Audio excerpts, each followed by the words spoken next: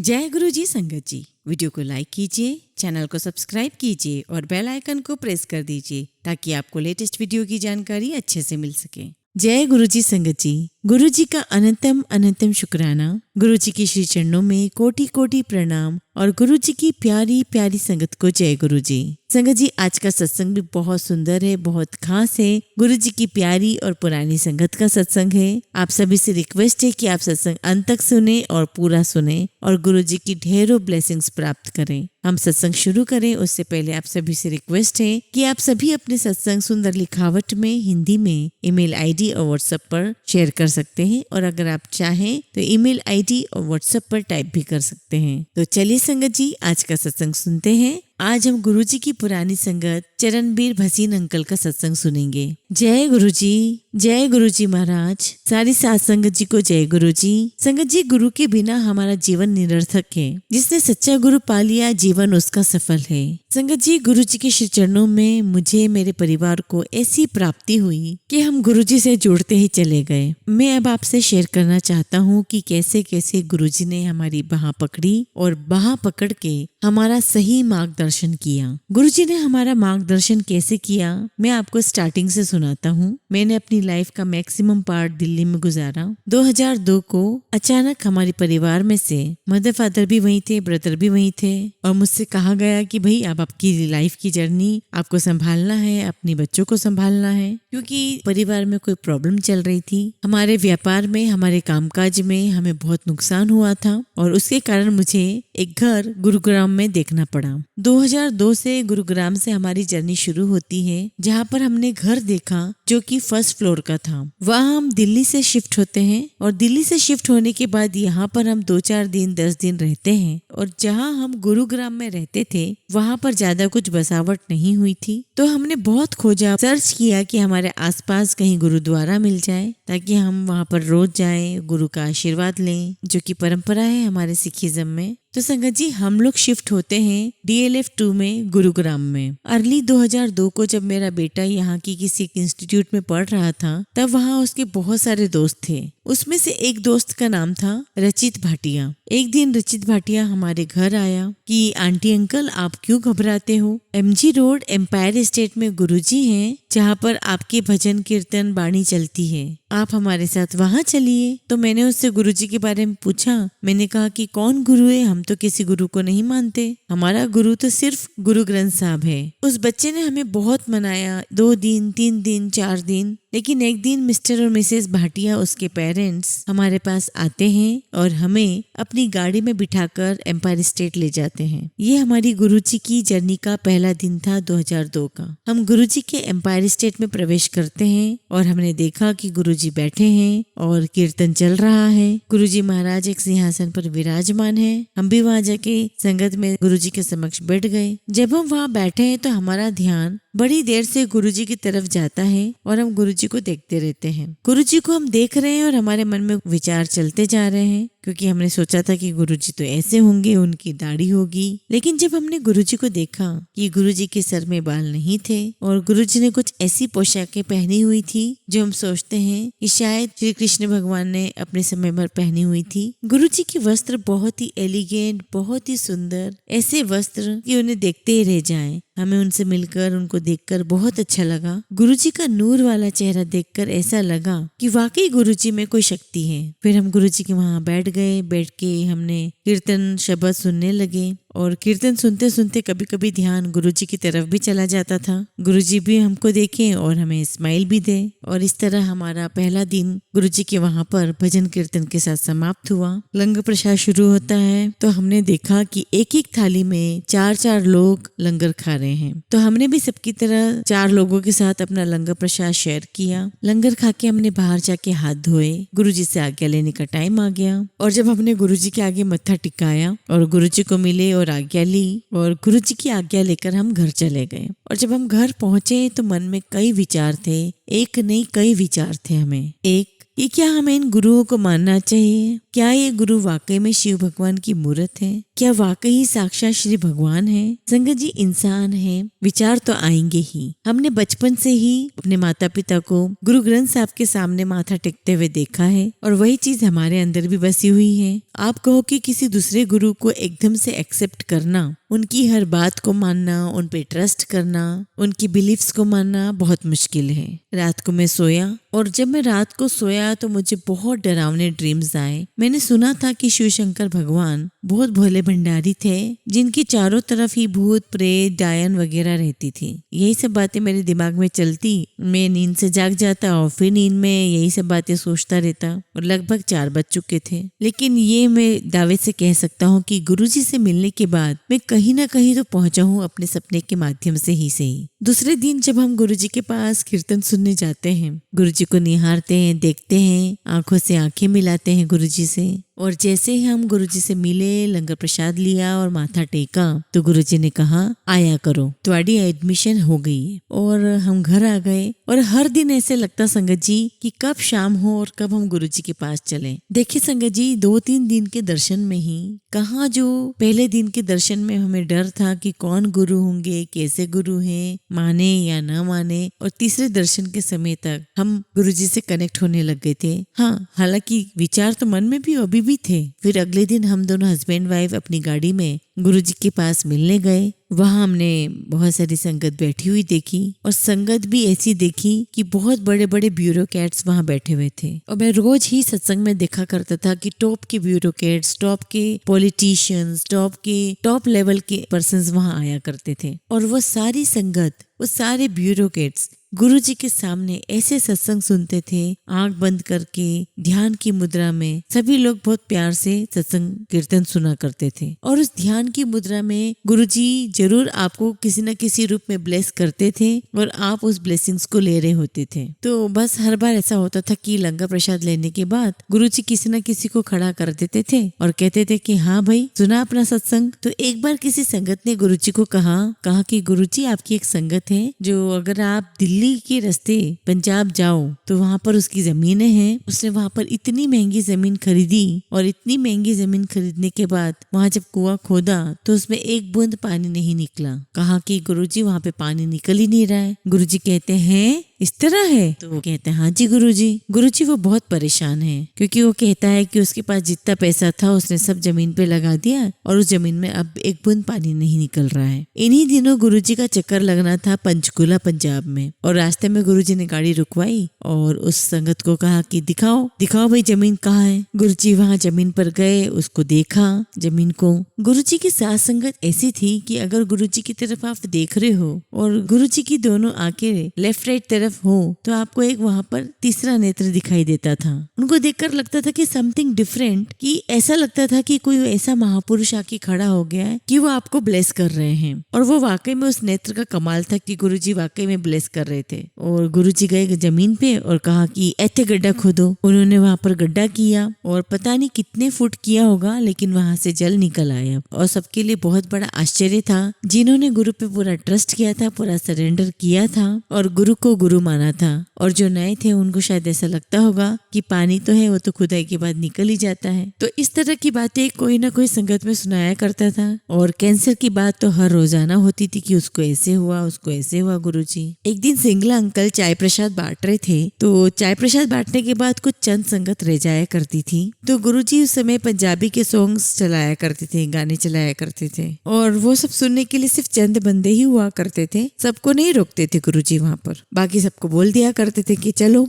चलो बस। और उन चंद बंदों में हम भी शामिल थे। तो एक दिन गुरुजी ने कहा कि सिंगला अंकल ने ना एक नई फैक्ट्री लगाई हुई है तो उसको ब्लेस करना है। तो सबको अलग अलग गुरुजी ने इशारा किया कि तुसी निमराना चलोगे, वहाँ कीर्तन करेंगे, फिर सिंगला अंकल की फैक्ट्री देखेंगे और वहाँ पे ब्लेस करेंगे सिंगला अंकल की फैक्ट्री को। तो डिसाइड हो गया कि सब लोग हल्दीराम के वहाँ पर 9 बजे इकट्ठे होंगे। तो सब लोग कोशिश किया करते थे कि सब लोग जल्दी आ जाया करते थे ताकि गुरुजी के साथ सब लोग जा सके। सके। सुबह 9-9:30 निमराना की तरफ गाड़ियों का काफिला रवाना हुआ और सब गुरुजी की गाड़ी के पीछे अपनी गाड़ी लगा लिया करते थे। इसमें भी थोड़ी सी एक ऐसी बात है जो मैं करने जा रहा हूँ कि हम काफी पीछे रह जाते हैं निमराना पहुँचने में। तो मैंने भाटी अंकल को बोला कि साइड में तो लेफ्ट है, राइट कैसे जाना है। और इन बिटवीन भाटी अंकल कहते हैं कि मैंने एक सांप देखा जो फन फैलाकर खड़ा था। और फिर सिंगला अंकल ने गाड़ी को राइट में मोड़ दिया और आगे दूर जाकर के हमने देखा कि सारी गाड़ियां वहां खड़ी हुई थी। और फिर हमने संगत के साथ ज्वाइन किया और जो संगत म्यूजिक प्ले करा करती थी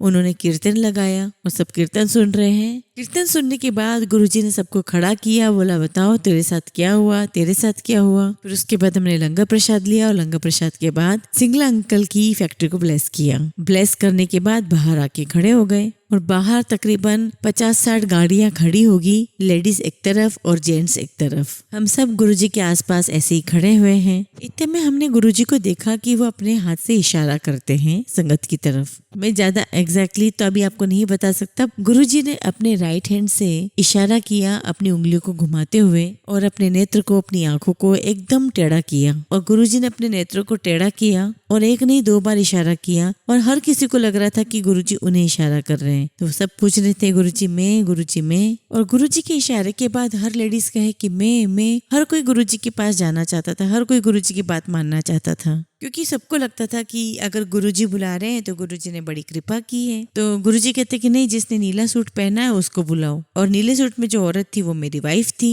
तो गुरुजी कहते हैं सुनती नहीं है तू, तुझे बुला रहा हूँ। तो ये एकदम से घबरा गई और कहने लगी कि गुरुजी मैंने आपको देखा नहीं। तो फिर हम दोनों ने तुरंत हाथ जोड़े और नजरें नीचे हैं। तो इतने में गुरुजी कहते हैं कि तेनू अस्थमा नहीं है आंटी, और मेरी वाइफ मुझे देखे और मैं उसे देखूं। और क्योंकि हम दोनों को ही पता था कि मेरी वाइफ को अस्थमा है और वो इनहेलर्स लेती है, मेडिसिन लेती है काफी टाइम से, और इसका जो अस्थमा था वो काफी सीवियर था। तो गुरुजी कहते हैं उसको कि अच्छा महाशिवरात्रि को बड़े मंदिर आ जाई, तेरा कल्याण कर देंगे। संगत जी हम तो वहीं चुप रहे और दोनों ही रोने लग पड़े। इतने में गुरुजी बोलते हैं कि हुन चलो न्यू फ्रेंड्स कॉलोनी। फिर चंद गाड़ियां गुरुजी के साथ गुरुजी की गाड़ी के पीछे पीछे चलने लगी। फिर हम न्यू फ्रेंड्स कॉलोनी जाते हैं अपोलो टायर के मालिक के यहाँ, बेबी रौनक सिंह के घर। वहाँ गुरुजी ने उन्हें ब्लेस किया, उनकी बच्चों को ब्लेस किया और वहाँ पे जो भी चाय प्रसाद लंगर उन्होंने दिया वो हमने खाया और फिर हम वहाँ से अपने अपने घरों को चले गए। और संगत जी वहाँ से आने के बाद मैं और मेरी वाइफ सोचते हैं कि क्या ये पॉसिबल है,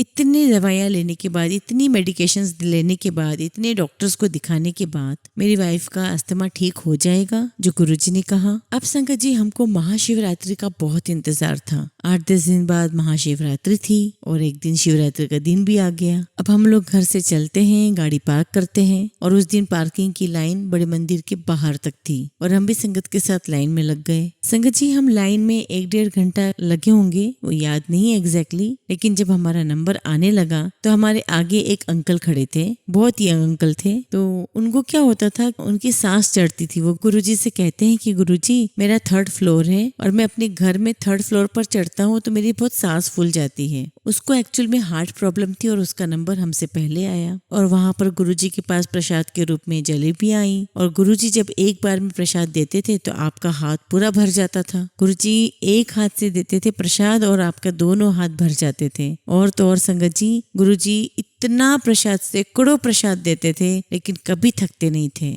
अब इस लड़के की बारी हमसे पहले आती है, इसको गुरुजी ने प्रसाद दिया और प्रसाद देने के बाद बोलते हैं तेरा कल्याण कितना। अब हम हस्बैंड वाइफ एक दूसरे को देखते हैं कि चलो इसका तो कल्याण हो गया, अब हमारी बारी है, देखते हैं गुरुजी को याद है क्या या भूल गए हैं। जब हमारी बारी आई तो गुरुजी ने कहा बसीन आंटी आज तेरा कल्याण कर देना है। फिर गुरुजी ने प्रसाद उठाया और हाथ में दिया, बोले प्रसाद उठा लो फिर तेरा कल्याण कर देना है, जा ऐश कर। हम दोनों आंखों में आंसू लिए बाहर आ जाते हैं। जहाँ से आज की डेट में आपकी सीढ़ियों से ऊपर एंट्री होती है वेड़ा, जहाँ लोग भी बैठते हैं अभी, उस वेड़े में नंदी होते थे और किस्मत से लोग सब वहीं आते थे, भजन कीर्तन सुनते थे, लंगर प्रसाद भी वहीं लिया करते थे। मैंने और आंटी ने प्रसाद खाना शुरू किया और जब प्रसाद खाते खाते जब इसका एंड हो गया, इसके हाथ में थोड़ा प्रसाद लगा हुआ था और इसने हाथ पोंछने की कोशिश की तो साइड वाली आंटी ने कहा कि नहीं नहीं पोंछो मत, इसको क्लिक कर लो, इसको चाट लो। और वो प्रसाद संगत जी जैसे जैसे इसने चाटा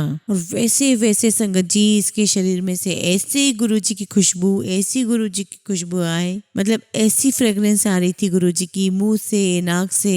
और वो फ्रेग्रेंस मुंह से नाक से होते हुए चेस्ट पर आई और चेस्ट पे आते ही उसको इतना सुकून मिला, इतना सुकून मिला। और मुझे बड़ी हैरानी से देख रही है। मैंने पूछा क्या हुआ, तो कहती है कि बाहर चलो मैं तुम्हें बताती हूँ। और फिर ठीक है जी, हम बाहर आ गए, गाड़ी में बैठे और मुझे गाड़ी में कहती है कि I am feeling very easy. आगे कहती है कि मुझे बहुत हल्का फील हो रहा है। तो कहने लगी कि मुझे अब लग रहा है कि सच में मेरा कल्याण हो गया है। संगत जी, ये बात होगी 2002 की, 2 या 3 की। 2003 की अगर बात होती है तो आज 17 साल से ज्यादा होते हैं। तब से लेके आज तक भसीन आंटी ने इनहेलर का इस्तेमाल नहीं किया और ना ही कोई मेडिकेशन है। और गुरु महाराज ने हमें ऐसा ब्लेस कर दिया है, ऐसी कृपा कर दी कि जिसके कि हम बहुत ऋणी और आभारी हैं। ये है हमारे गुरुजी साथ संगत जी। एक दिन की बात है, जो अर्जुन अंकल हैं, अर्जुन सबरवाल अंकल, जो शशांक 1D ब्लॉक में रहते हैं। तो संगत जी, अर्जुन अंकल के यहाँ जो भैंस थी उसका सारा दूध गुरुजी के लिए आता था। तो जैसे वो सुबह दूध निकालते और गुरुजी के पास देने चले जाते थे तो सुबह गुरुजी से बातचीत भी हो जाया करती थी। एक दिन उनको गुरुजी ने कार्ड दिया और कहा कि भसीन आंटी के घर पे दे आई। वो फिर पूछते कि तेनू पता है ना कितने रहते? तो उसने कहा हाँ जी, DLF2।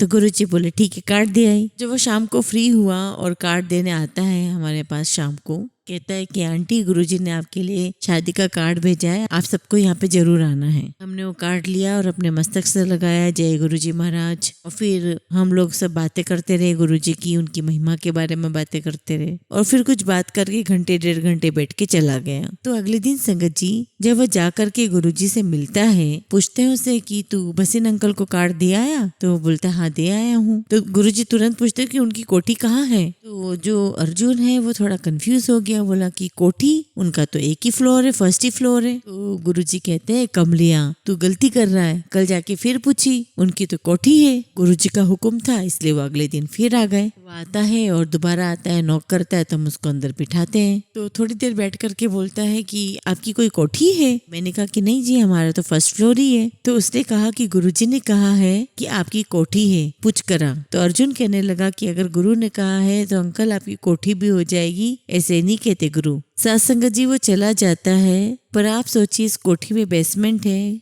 ग्राउंड फ्लोर है, फर्स्ट फ्लोर है, सेकंड फ्लोर है, टेरेस है। इस कोठी का जो मालिक है ना, उसने बेसमेंट और ग्राउंड फ्लोर किराए पे दिया हुआ था और उन दिनों फ्लोर बिकते भी नहीं थे। तो हमने उससे पूछ लिया, जब मेरी वाइफ और हम लोग पंजाब गए हुए थे तो मैंने उससे कहा कि ग्राउंड फ्लोर बराबर खुलता है। तो हमने उससे कहा कि हमें छोड़ना है क्योंकि रोज रोज ग्राउंड फ्लोर सेकंड फ्लोर पे दरवाजा खुलता है और सिक्योरिटी पर्पज से हमें सेफ नहीं लगता।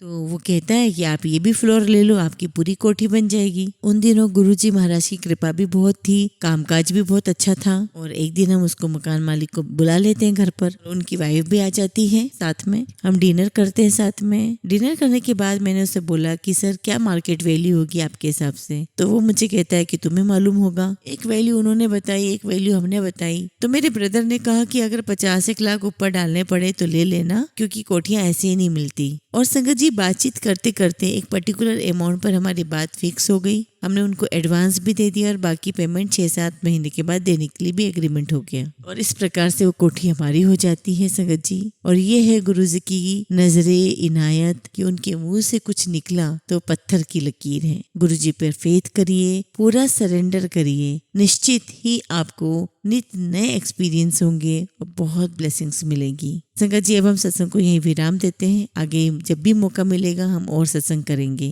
संगत जी हमेशा की तरह सत्संग का अंत एक बहुत ही खूबसूरत कहानी से करेंगे। एक मंदिर था, उसमें सब लोग पगार पर काम करते थे। आरती वाला, पूजा कराने वाला आदमी, घंटा बजाने वाला भी पगार पर था। घंटा बजाने वाला आदमी आरती के समय भाव के साथ इतना मशगूल हो जाता था कि होश में ही नहीं रहता था। घंटा बजाने वाला व्यक्ति भाव से खुद का काम करता था। मंदिर में आने वाले सभी व्यक्ति भगवान के साथ साथ घंटा बजाने वाले व्यक्ति के भाव के दर्शन भी करते थे, उसकी भी वाह वाह होती थी। एक दिन मंदिर का ट्रस्ट बदल गया और नए ट्रस्टी ने ऐसा आदेश जारी किया कि अपने मंदिर में काम करते सब लोग पढ़े लिखे होना चाहिए और जो पढ़े लिखे नहीं है उन्हें निकाल दिया जाएगा। उस घंटा बजाने वाले भाई को ट्रस्टी ने कहा कि तुम्हारे आज तक का पगार ले लो और अब से तुम नौकरी पर मत आना। उस घंटा बजाने वाले व्यक्ति ने कहा, साहेब भले मैं पढ़ा लिखा नहीं हूँ पर इस कार्य में मेरा भाव भगवान से जुड़ा हुआ है, देखो। ट्रस्टी ने कहा, सुन लो, तुम पढ़े लिखे नहीं हो इसलिए तुम्हें रख नहीं सकते। दूसरे दिन मंदिर में नए लोगों को रख लिया, परंतु आरती में आए लोगों को अब पहले जैसा मजा नहीं आता। घंटा बजाने वाले व्यक्ति की कमी सभी को महसूस होती थी। कुछ लोग मिलकर घंटा बजाने वाले व्यक्ति के घर गए और विनती की कि तुम मंदिर आया करो। उस भाई ने जवाब दिया, मैं आऊंगा तो ट्रस्टी को लगेगा नौकरी लेने आया है इसलिए नहीं आ सकता। लोगों ने एक उपाय बताया कि मंदिर के बाहर सामने आपके लिए एक दुकान खोल देते हैं, वहाँ आपको बैठना है और आरती के समय बजाने आ जाना, फिर कोई नहीं कहेगा कि तुमको नौकरी की जरूरत है। उस भाई ने मंदिर के सामने दुकान शुरू की। वह इतनी चली कि एक दुकान से 7 दुकान और 7 दुकान से एक फैक्ट्री बन गई। अब वो आदमी मर्सिडीज से घंटा बजाने आता था। समय बीतता गया, ये बात पुरानी हो गई। मंदिर का ट्रस्टी फिर बदल गया। नए ट्रस्ट को नया मंदिर बनाने के लिए नए दान की जरूरत थी। मंदिर के नए ट्रस्टी को विचार आया, सबसे पहले उस फैक्ट्री के मालिक से बात करके देखता हूँ। ट्रस्टी मालिक के पास गया, 7 लाख का खर्चा है, फैक्ट्री मालिक को बताया। फैक्ट्री के मालिक ने कोई सवाल किए बिना एक खाली चेक ट्रस्टी के हाथ में दे दिया और कहा, चेक भर लो। ट्रस्टी ने चेक भरकर उस फैक्ट्री मालिक को वापस दे दिया। फैक्ट्री मालिक ने चेक को देखा और ट्रस्टी को दे दिया। ट्रस्टी ने चेक हाथ में लिया और कहा, सिग्नेचर तो बाकी है। मालिक ने कहा, मुझे सिग्नेचर करना नहीं आता, लाओ अंगूठा लगा देता हूँ, वही चलेगा। यह सुनकर ट्रस्टी चौंक गया और कहा, साहब तुमने अनपढ़ होकर भी इतनी तरक्की की, यदि पढ़े लिखे होते तो कहाँ होते। तो वह सेठ हंसते हुए बोला, भाई मैं पढ़ा लिखा होता तो बस मंदिर में घंटा बजा रहा होता। संगत जी, कार्य कोई भी हो, परिस्थिति कैसी भी हो, तुम्हारी स्थिति तुम्हारी भावनाओं पर निर्भर करती है।